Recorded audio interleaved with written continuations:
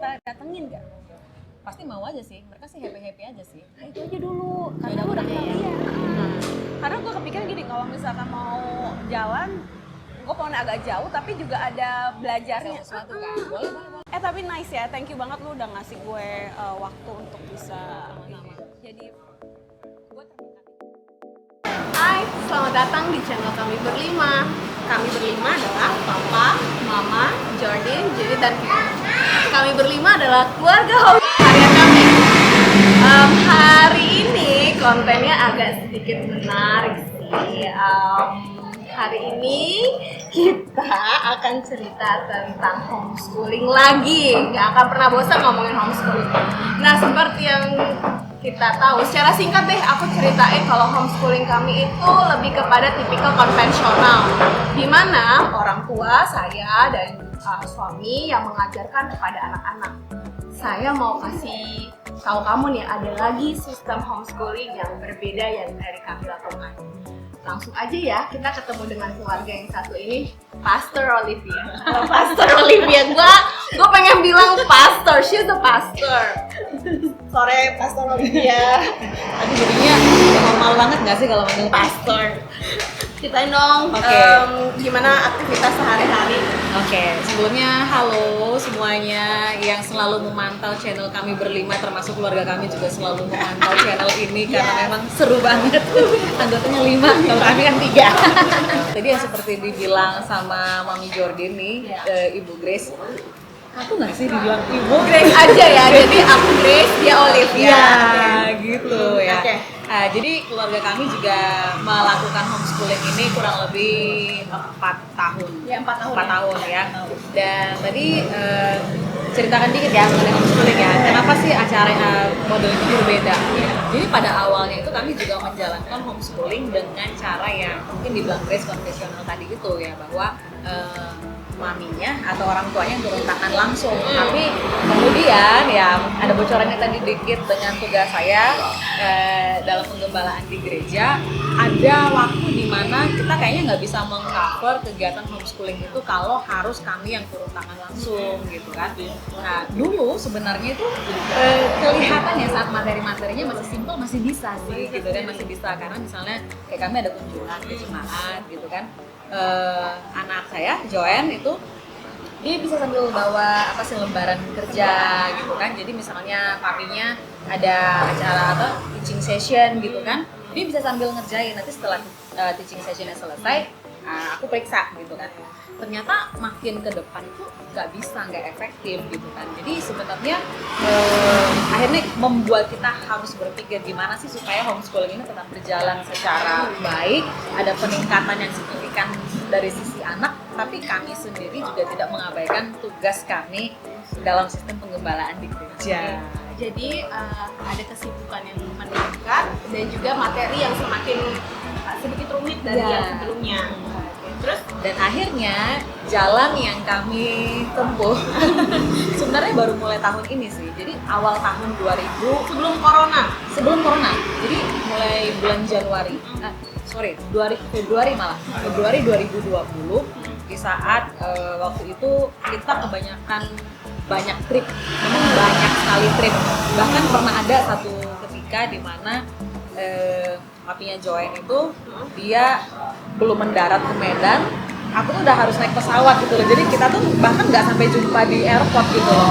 Jadi waktu itu memang banyak sekali trip keluar dari Medan gitu kan. Dan papinya bahkan sejak tahun lalu itu banyak sekali tripnya yang perginya agak lama gitu. Jadi kalau aku yang handle semua tuh nggak bisa. Aku baru gitu. ingat, memang di saat itu kalian sering cerita untuk yang pergi keluar negeri, keluar daerah, betul. Kayak gitu kan. Nah saat itu akhirnya sebelum kira-kira waktu itu kami udah dapat jadwal kan, itu kami Joanne harus ke Papua, kota apa yang terakhir ya, Merauke ya kalau nggak salah. Dan di saat hari dia pulang, aku itu harus ke Myanmar gitu. Jadi nggak Joanne? Nah waktu itu aku pikirkan gimana ya caranya ya, maksudnya waktu aku tinggalin papinya nyampe sih, cuman kita kayaknya nggak efektif gitu ya kayak begini kan. Nah waktu kami dapat jadwal itu di tanggal yang sama kami harus berangkat, sebulan sebelum lah kurang lebih kan itu udah dapat jadwalnya. Karena aku pikir kita mau apain ya homeschooling ini gitu kan, karena kalau kegiatan kita bakal seperti ini nih anak nggak bakal kemana-mana gitu kan, dan kemudian pelajarannya pasti akan tertinggal dong kayak begitu. Nah akhirnya kita menemukan satu jalan yang aku pikir juga itu bisa menjadi berkat ya. Nah, jadi akhirnya kita melibatkan salah seorang youth di gereja kami ya. Kebetulan si Miss ini dia adalah SPD bahasa Inggris. Ini sesuatu yang buat aku sesuatu yang sangat-sangat favor ya, karena Joanne kan ya you know lah bahasa Indonesia jatuh bangun. Ya, Joanne itu belum bisa terlalu lancar bahasa Indonesia. Dan dia butuh orang yang bisa berbahasa Inggris. Nah, dan kebetulan juga kan memang materi-materi homeschoolingnya bahasa Inggris kan. Jadi kalau dengan seseorang yang punya background, punya pendidikan bahasa Inggris yang bagus, itu akan sangat menolong. Jadi aku bilang kan, mau nggak jadi tutor buat Joanne? Materinya apa kak? Katanya gitu kan. Nah, sebenarnya aku butuh seseorang yang bisa duduk bareng dia untuk belajar, karena usia anak seperti itu kan masa konsentrasinya pendek gitu. Jadi dia gampang banget namanya teralihkan dengan hal-hal yang ada di sekitar dia. Jadi sebenarnya aku butuh seseorang yang bisa duduk bareng dia, diskusi, ngobrol, cerita, dan mengikut dan terus seperti mengarahkan dia pada materi yang lagi dipelajari. Jadi aku bilang kan, aku butuhnya simpel seperti itu aja. Materinya udah ada. Dan kemudian kebetulan aku juga dapat, kebetulan sih aku pikir ini benar-benar favor. Miss yang kita dapat ini juga tipe yang suka belajar gitu kan. Dia suka belajar, punya jiwa yang sangat pas banget dengan anak-anak gitu kan. Akhirnya ya kita bertahan sampai hari ini sudah bulan Agustus ya, sejak bulan awal Februari kita mulai sampai ini bulan Agustus, dan Joanne juga happy dengan Miss-nya juga dia belajar banyak hal yang dia bisa terapkan di dalam pelayanan dia juga dari sistem homeschooling ini. Iya kayak gitu. Apa sih syarat lo menetapkan ibu Miss ini adalah tutor buat anak? Yang jelas yang paling pertama waktu itu adalah sepakat dulu dong. What is that boy? Oke. Kita harus sepakat dulu dong. Sebagai orang tua, kami sepakat bahwa kita harus setuju bahwa kita memang ada di persimpangan jalan, dan ini sudah benar-benar di luar kemampuan kita gitu. Karena kalau kita nggak setuju, itu bakal jadi masalah di kemudian hari. Ya kan? Maksudnya ini setuju antara suami dan istri. Betul banget. Jadi saat kita menerima itu, permasalahan orang adalah kadang-kadang mereka nggak enak bahwa mereka punya masalah. Akhirnya saat mereka ngambil step ke depan, jadi blaming each other gitu. Kamu sih bikin keputusan kayak gini, lo sih bikin keputusan kayak gini. Jadi kita harus sepakat dulu bahwa iya memang ini sudah di luar kuasa kita gitu kan. Kita harus melibatkan third party gitu kan, orang ketiga untuk membantu kita pada area ini. Itu satu. Kemudian yang kedua, karena memang kita sudah bergaul lama dengan Miss, namanya Miss Lia, track record dia aku udah tahu gitu, karena kan segereja. Udah lama kenal ya? Iya, udah lama kenal. Track record dia seperti apa, bagaimana dia ngajar, kemudian latar belakang pendidikan dia, bagaimana keterlibatan dia dengan pelayanan, bagaimana dia menghandle tanggung jawab dia. Dan akhirnya aku bisa mempercayakan, oke, aku percayakan anakku di dalam pengawasan. Jadi ada bonding dulu yang terbentuk antara orang tua dengan tutor, calon tutor ini ya. Kemudian ada ini nggak sih kualitas-kualitas, ya pasti dong kualitas dari orang tersebut harus kita perhitungkan dong ya, nggak cuma sekedar duduk nemenin. Apa aja yang bisa kamu lihat, apa saja yang kamu butuhkan untuk bisa mentutor, menjadi mengasis ya, mendampingi si Joanne. Oke, yang paling pertama buat aku adalah orangnya harus open minded. Wah, ya itu bagus tuh. Ya, karena open minded di sini ini penting. Kenapa? Karena yang pertama, ini pengalaman dia pertama mengajari anak homeschooling. Nah, di dalam homeschooling ini kita harus aktif menggali, bukan hanya sekedar apa yang udah ada di depan kita, tapi bahkan gimana sih kita diskusi jauh lebih lagi dari apa yang ada di depan kita gitu. Semua fasilitas bisa ada sih, materinya boleh ada, tapi apakah orang ini tipe yang mau berdiskusi atau hanya sekedar gue tungguin nih anak selesai ngerjain satu lembar, udah lembar berikutnya udah. Iya, Terus iya. Kak udah selesai belajar Iya. hari ini. Itu nggak banget gitu. Kalau hanya kayak gitu nggak perlu tutor sebenarnya gitu kan. Kerja sendiri aja. Gitu kerjain sendiri aja, ntar kan nanti mami bisa periksa sendiri gitu kan. Tapi karena kita itu miss atau kita kurang punya waktu lebih ya untuk bisa berdiskusi dengan Joanne, jadi aku mengharapkan ada orang yang bisa mengisi area itu juga gitu. Tapi ini pun nggak full seminggu loh. Oh, 3 kali dalam seminggu. 3 kali aja ya. 3 kali dalam seminggu. Jadi ada hari lain di mana kami juga tetap berinteraksi dengan anak. Jadi di sini aku lihat ada sebuah tanggung jawab juga yang tidak diabaikan sama keluarga, orang tua, sehingga orang tua tetap ambil part, asisten lah ya, Iya. bilangnya, mengambil partnya. Jadi Olivia dengan Pak Daniel mengambil kesempatan ini untuk pelayanan, tetapi anak juga tidak terbengkalai. Iya. Jadi tadi kualitas juga penting di dalam menentukan apakah asisten ini cocok untuk kita hire sebagai pendamping anak kita. Nah, kemudian aku mau tanya nih, tujuanmu HS ini apa sih? Oke, awal HS ya, dari satu pemikiran seperti ini. Latar belakang akademis kami bagus gitu loh sebenarnya, bagus, semuanya bagus gitu kan. Tapi kemudian kita berpikir seperti ini,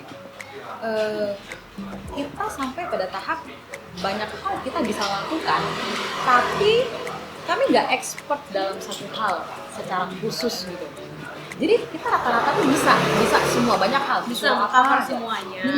Tapi dengan kemampuan rata-rata. Iya. Dan akhirnya waktu masuk di dalam dunia kerja, kita itu butuh ekstra pembelajaran saat kita mau mendalami hal tertentu. Contohnya lah ya, contoh dalam pelayanan itu banyak masa di mana kami harus melakukan yang namanya berkaitan dengan media, gitu kan, media, editing video, audio, dubbing dan sebagainya.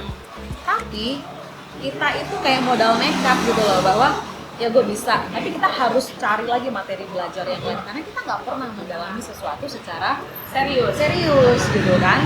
Nah kemudian kita pikir-pikir juga, ya tapi memang itu sih yang terjadi kalau kita ada di dalam sekolah secara ya konvensional itu kan, semua anak diukur dengan indikator yang sama.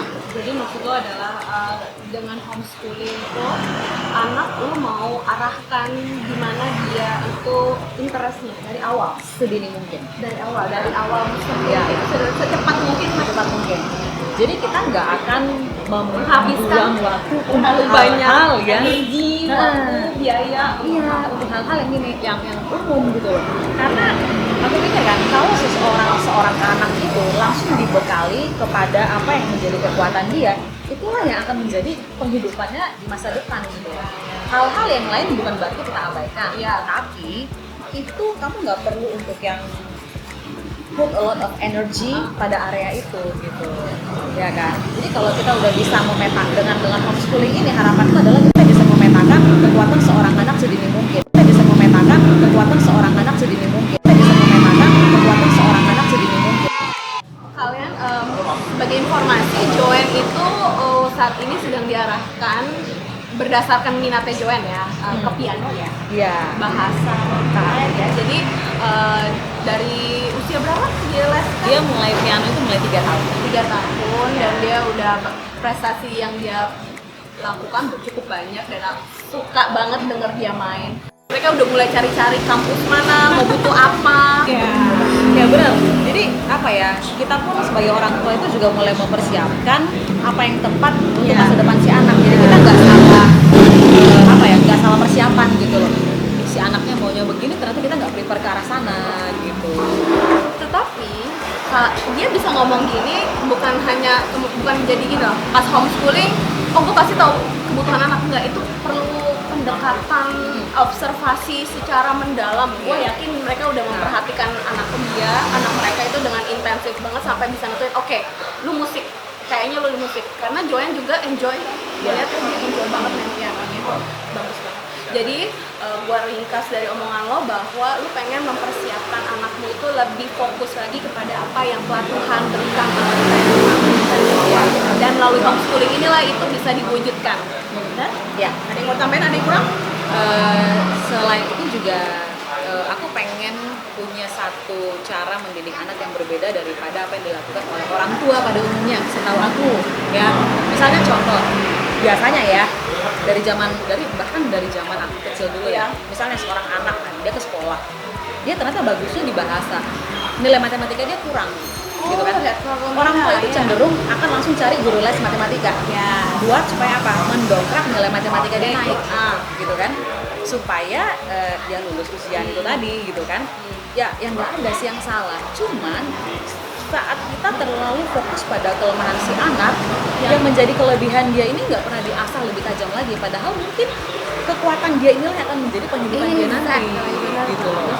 Jadi sebenarnya kan, bukan gue bilang bahwa terus salah kalau kita ngelesin anak, enggak gitu loh. Cuman kebanyakannya adalah kita terus jadinya fokus kepada kelemahan si anak ini, sehingga waktu misalnya nilai matematika dia rendah, kita bukan hanya sekedar supaya dia punya konsep supaya dia bisa kerjakan matematika dengan baik, kita kejar nilainya gitu kan, nilainya terus kan akhirnya yang menjadi kekuatan dia ini terabaikan. Si anak lulus bisa sih semua, tapi rata-rata semuanya, nggak ada yang ekstra. Yang balik lagi ke poin pertama dia, jadi semuanya serba rata-rata, nggak ada yang maksimal. Good. Nah, kayak begitu. Menurut lo ya, homeschooling itu mahal atau murah? Ya dan tidak. Ya dan tidak. Oke. Ianya adalah seperti ini. Misalnya, ya mahal ya homeschooling. Mahal. Ya mahal adalah kita itu yang mempunyai otoritas penuh untuk menyusun kurikulum anak. Dan kita perlu akui bahwa tidak semua orang tua itu mempunyai kemampuan menyusun kurikulum yang langsung blok jadi. Mungkin takes time sampai kita bisa menyusun satu kurikulum yang pas buat si anak. Benar. Nah, dalam masa-masa transisi ini mungkin kita akan keluarkan lebih banyak biaya sih untuk memenuhi apa yang fit buat si anak ini, ya kan? Di masa-masa awal pastilah ada sedikit keluar ekstra dan sebagainya. Itu yang pertama. Kedua, karena kita di Indonesia dan sementara materi homeschooling itu banyak yang dari luar negeri. You know lah, bagaimana dengan ongkos kirimnya? Ini pakarnya kalau bahas soal kayak begituan. Iya kan? Jadi waktu kita mensuplai barang-barang atau materi belajar dari si anak ini, kita akan mengeluarkan lebih banyak biaya untuk baik ongkos kirimnya, kemudian menyediakan atau menyusun kurikulum itu sendiri, kemudian yang ketiga mungkin seperti sarana belajar, ya alat peraga dan sebagainya, ya hal-hal seperti itu pasti makan biaya kayak gitu. Terus ada lagi nih satu nih kayak begini, kan orang ada yang bilang gini, anak kamu homeschooling murah dong gitu. Kurikulumnya itu juga nggak gratis gitu loh. Kurikulum kan nggak gratis kayak tadi aku bilang. Terus yang kedua, karena kita homeschooling dan seperti yang aku bilang tadi di awal bahwa kita mulai fokuskan anak pada hal yang menjadi kekuatan dia, itu bisa mahal loh di sana. We spend a lot of money untuk musiknya si Joanne. Ini juga anaknya musik kan? Alat musiknya berapa? Ya. Ayo. Buku musiknya berapa? Jadi lesnya berapa? Kayak gitu kan. Apalagi kalau mau ujian. Jadi di situ adalah mahalnya homeschooling. Kalau tidaknya adalah setelah itu ya. Iya.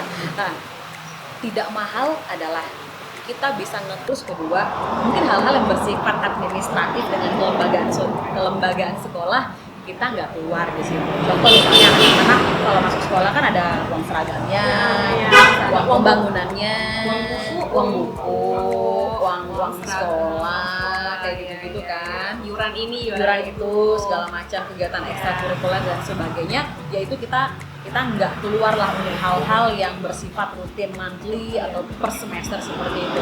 Sebagai gantinya ya dialokasikan ke hal-hal yang aku bilang di awal tadi. Dan itu kan tergantung dengan penilaian kita sendiri. Ini anak udah perlu tambahan materi belum? Terus karena kita atau mana yang perlu di-cut, lebih fleksibel sih soal pengaturan keuangan. Jadi homeschooling itu bisa mahal, bisa murah, tapi memang aku setuju dengan Olivia bilang di awal itu nggak akan terhindari, pasti ada biaya.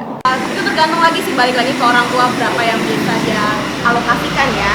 Tetapi akan selalu butuh biaya dan mahal di awal. Kedepannya ketika kita udah mulai cerdas nih, orang tua ternyata ini bisa ngambil dari internet, nah dia kan dapat kurikulum gratis. Kemudian bahan-bahan ebook ini kayak sekarang gua untuk mengimbangi buku-buku yang gue beli, gua nyari yang gratis. Benar. PDF loh gratis hal-hal banyak seperti loh, itu. dan itu legal, banyak banget. Nextnya ya, menurut gue kan ya, homeschooling itu bukan tanpa masalah, selalu bukannya orang jadi enak lo homeschooling ya, jadi lo nggak ngadepin anak-anak yang repot sekolah ngerjain PR. Wait, tunggu dulu, kita ngadepin manusia juga nih di sini. Karakter anak tuh nggak gampang juga, meskipun anak sendiri. Iya. Jadi pasti akan ada masalah. Menurut lo gimana? Bener nggak Om? Sebenarnya bahkan mungkin masalah itu double. Karena gini loh, kalau anak-anak ke sekolah yang dia hadapi gurunya, iya kan? Waktu dia pulang ke rumah dia hadapi mamanya, papanya. Nah, waktu kita menjalankan homeschooling, ya mama papanya ini guru dia gitu loh. Jadi kadang-kadang itu kita seperti terjebak di dalam satu suasana kompromi nggak sih, hal-hal seperti ini gitu kan. Sebenarnya tantangan homeschooling itu tetap sampai hari ini gue masih merasakan hal yang sama, adalah disiplinnya. Karena waktu kita ngerasa kan di rumah juga, nggak kemana-mana juga, kita nggak dikejar ujian gitu kan, nggak dikejar ujian yang nggak ada deadline dan sebagainya. Jadi kemudian kita bisa terjebak dalam suasana kita berkompromi, tetap ada masalah. Jadi kita nggak bisa sih ngejudge bahwa kalau yang homeschooling itu lebih mudah kan ngatur anak sendiri. Enggak loh, justru ngatur anak sendiri itu juga ada tantangannya. Kalau ada yang lihat video kami, kita berdua sepakat bahwa ketika di dalam homeschooling, orang tua dan anak sama-sama belajar. Iya. Belajar, bukan hanya belajar teori pelajaran, belajar mengenal karakter satu sama lain, belajar menjadi diri yang terbaik. Misalkan kita terlalu nyaman, terlalu lama nih waktu kita untuk me time-nya, kita harus ingat anak nih masih ngerjain tugas yang ini. Jadi kita mengasah diri kita untuk juga bertanggung jawab terhadap, bukan hanya tanggung jawab pekerjaan rumah, tapi juga mengajar. Bener Iya, bener banget. Ya. Jadi sama-sama terbentuk saling mengasah lah ya, saling mengasah ya. Kayak misalnya kadang-kadang ya, ini yang sering aku alami beberapa hari terakhir ini kan. Si Joanne itu lagi banyak tugas di art and language dia tentang writing, membedah buku gitu kan. Jadi dia lagi baca buku apa, dia ada punya tabel gitu kan, ditulis autornya siapa, kemudian main event dari buku itu apa, coba kamu jelasin. Jadi membedah buku itu gitu kan. Jadi pada saat dia bertanya kayak gitu kan, terus pas gue lebih banyak kerjaan gitu kan, kadang-kadang tuh paling gampang adalah nanti lah kamu baca dulu deh gitu kan. Tapi itu kayak langsung ada alarmnya, langsung gini, ini kamu juga jadi guru loh, lagi jadi guru loh buat anak-anak gitu kan. Jadi juga sering jadi langsung yang gimana gue menyingkirkan kerjaan. Oke, mana? Coba mami baca petunjuknya kayak gitu juga. Itu bonding sih sebenarnya. Bonding. Jadi bukan hanya sekedar kita membantu si anak menyelesaikan tugasnya, tapi kita juga lagi membangun satu bonding dengan anak waktu kita mengerjakan tugas tersebut. Lu pernah ngerasain ya gini? Gue sering banget mau ngajarin anak tuh sabar ya kan. Tapi pas anak dateng, gue tuh udah baru selesai masak, pengen agak duduk rest dikit gitu, terus aduh oke, gue mau ngajarin anak sabar. Jadi gue dengan make up my mind, ya kamu mau nanya apa? Jadi benar-benar gue belajar di situ, kalau lu mau ngajarin anakmu hal-hal moral yang baik, lu harus hidupin itu dulu sebelum lu bisa ngajarin ke mereka. Iya, benar. Lu mau ngajarin anak sabar, ya lu sabar juga nggak mau mereka. Kelepasan sering, cuman beruntungnya Tuhan tuh selalu kasih gue ingatan untuk yang oke guys, lagi kita belajar lagi untuk sabar lagi dan sabar. Karena memang sabar itu baru bisa teruji saat ada hal-hal yang bikin kita nggak sabar. Karena kalau semuanya baik ya nggak keras dong sabarnya. Gimana ya kan? Oke. Nah, kita mau tanya ya, Olivia, menurut kamu ya, bisa tips untuk memulai homeschooling ini apa sih? Tips memulai homeschooling Yang satu atau dua hal yang menurutmu penting. Oke. Ini sebenarnya adalah sesuatu yang bukan pure dari aku sendiri, hasil pemikiran aku sendiri, tapi ini adalah hasil dari seminar kita yang pertama. Tapi itu sangat memberkati aku dan sangat menguatkan aku sampai hari ini menjalankan homeschooling. Adalah bahwa kita sadar homeschooling itu calling nggak sih? Panggilan nggak? Karena kalau kita menyadari bahwa ya panggilan keluarga aku adalah melakukan homeschooling, maka saat ada tantangan kita tuh sangat mudah untuk give up. Tapi kalau kita tahu bahwa ini adalah calling, adalah panggilan, maka saat tantangan itu ada, kita tetap punya semangat untuk terus menjalankan itu. Ya, ini adalah satu pemahaman atau satu hal yang sangat dasar yang harus kita miliki waktu kita menjalankan sesuatu. Bukan hanya soal homeschooling, tapi dalam segala sesuatu. Kalau kita tahu ini callingnya, ya, kalau kita tahu memang ini jalan yang Tuhan tentukan buat kita, pasti kita akan. Oke, jadi mungkin sedikit penutupan dari gue ya. Gue pernah menghadiri satu pelatihan vokal di mana coachnya itu menyampaikan sesuatu buat kita yang masuk dalam pelayanan. Adalah dia bilang gini, kalau kamu menjalankan sesuatu hanya berdasarkan disiplin atau aturan, saat tantangan itu datang maka kita akan mudah sekali untuk langsung give up ya, langsung menyerah aja. Tapi kalau kamu tahu yang kamu itu driven by love dan kamu tahu ini calling kamu, maka apapun tantangan yang datang gitu kan tidak akan membuat kamu mudah menyerah atau melepaskan apa yang kamu kerjakan itu. Jadi kita perlu pastikan bahwa melakukan homeschooling ataupun ke sekolah biasa, apakah itu calling kita gitu. Itu yang paling utama. Jadi waktu kita melakukan itu benar-benar digerakkan oleh kasih. Dan closing word dari Ibu Olivia, sangat bersyukur bahwa kita ngelakuin interview sore ini. Semoga ini pembicaraan kami berdua membawa insight bagi kalian yang mau tahu tentang homeschooling. Sekian ya. Thank you ya udah kasih waktunya buat kami. Ini mungkin dari minggu lalu nih. Liv mau interview dan dia kasih. Sampai jumpa. Bye. Tapi gara-gara enjoy loh, serius. Aku kurang lebih dengan 6 bulan terakhir ini mungkin karena ya ada tutor juga tadi kan. Jadi aku nggak terlalu yang consumed by her gitu kan. Jadi kayaknya kualitasnya itu naik. Karena waktu dia belajar sama Miss Lia, dia kan kayak benar-benar fokus belajar di situ kan. Jadi waktu dia ketemu sama aku, dia udah dengan punya konsep sendiri, dia bisa nanya hal-hal yang kayak aku bukan ngajari base, tapi kita belajar perluasannya lagi dari Gue encourage Jordan untuk interview guide kami. Dia awalnya males nggak mau. Cuman gue pikir gini ya, homeschooling ini bisa kita arahkan anak kita untuk belajar hal yang tidak tercover dari sekolah formal. Kayak hal-hal yang semacam kayak skill gitu, interviewing, melihat pekerjaan langsung secara real, itu kan nggak akan pernah bisa masuk dalam, ya maksudnya mungkin nanti SMP baru mereka turun ke lapangan. Tapi dari SD. Kayaknya aku juga seneng banget kan. Sekarang Joan jadinya karena dia sama Lia itu gara-gara mereka punya sesi bedah buku, mereka janjian, kamu baca buku apa, aku baca buku apa.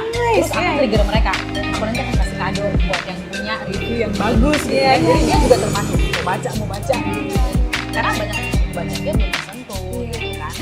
Terus yang dia tulis itu ternyata tentang game yang dia main. Ya.